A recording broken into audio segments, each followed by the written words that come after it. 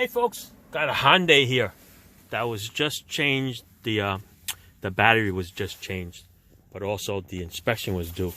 So they took it in for inspection and it failed inspection because on certain cars, when you change the battery, the computer loses all its memory. So it wasn't ready yet. They tell you that the readiness is what failed. All right. Because back in the days, when you had a check engine light, people used to disconnect the battery to reset the light and then bring it in and get it inspected. So now the modern cars are saying that you can't fool me like that. So if you disconnect the battery, change the battery, or do anything with the power source, we need you to ride the car for a good week or so. All right? Which is a big cycle, on, off.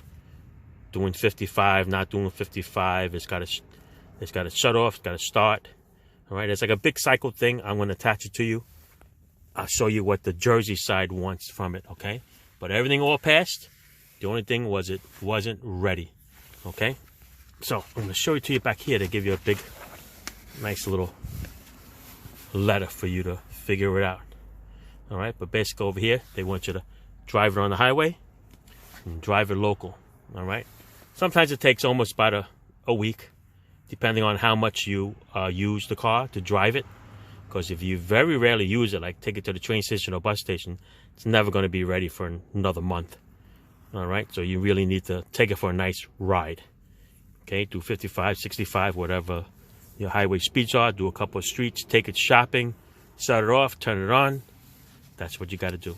All right, and that's it. Just a little FYI for you folks. All right.